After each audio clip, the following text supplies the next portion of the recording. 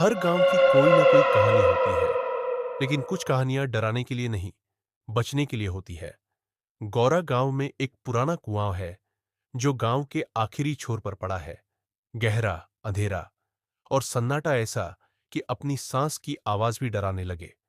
पर यह कुआं आम नहीं है। इस कुएं की तीसरी सीढ़ी हमेशा गीली रहती है। कोई बारिश नहीं, कोई लीक नहीं। फिर भी वो सीढ़ी गीली क्यों? गांव वाले कहते हैं, जो भी उस तीसरी सीढ़ी पर पैर रखता है, वो वापस नहीं आता। 2004 में शहर से लौटा था नवल। पढ़ा लिखा लड़का, अंधविश्वास में नहीं मानता था। एक रात उसने कहा, नवल, मैं उस तीसरी सीढ़ी पर खड़ा होकर दिखाऊंगा, कुछ नहीं होता। रात के 11:30 बजे नवल उस कुएं पर पहुंचा। पहली सीढ़ी, दूसरी सीढ़ी और फिर जैसे ही पैर पड़ा, छप, एक अजीब सी आवाज आई और नवल गायब हो गया। न चीख, न हलचल, बस तीसरी सीढ़ी फिर से गीली थी। पुलिस आई, तलाश हुई, लेकिन कुछ नहीं मिला। पर जब एक सिपाही ने तीसरी सीढ़ी की तरफ देखा, वहां उंगलियों के निशान थे। लेकिन ये उंगलियां इंसान की नहीं लगती थीं, क्योंकि ये 6 थीं। गांव वाले कहते हैं, हर अमावस को कोई फुसफुसाता है, बस एक और, मुझे बाहर चाहिए।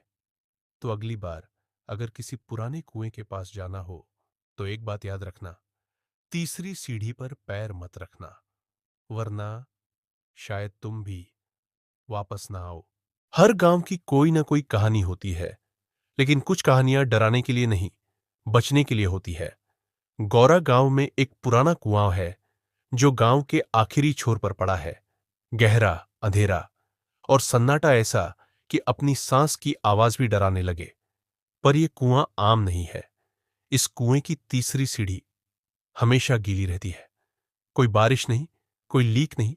फिर भी वो सीढ़ी गीली क्यों?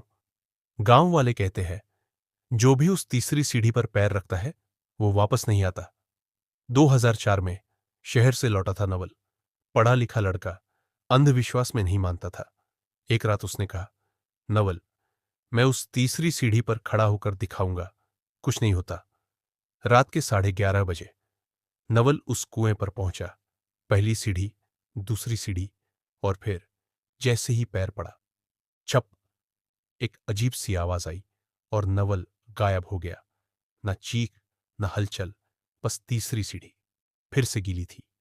पुलिस आई, तलाश हुई, लेकिन कुछ नहीं मिला। पर जब एक सिपाही ने तीसरी सीढ़ी की तरफ देखा, वहां उंगलियों के निशान थे। लेकिन ये उंगलियां इंसान की नहीं लगती थीं, क्योंकि ये 6 थीं। गांव वाले कहते हैं, हर अमावस को कोई फुसफुसाता है, बस एक और, मुझे बाहर चाहिए। तो अगली बार अगर किसी पुराने कुएं के पास जाना हो, तो एक बात याद रखना, तीसरी सीढ़ी पर पैर मत रखना, वरना शायद तुम भी वापस ना आओ।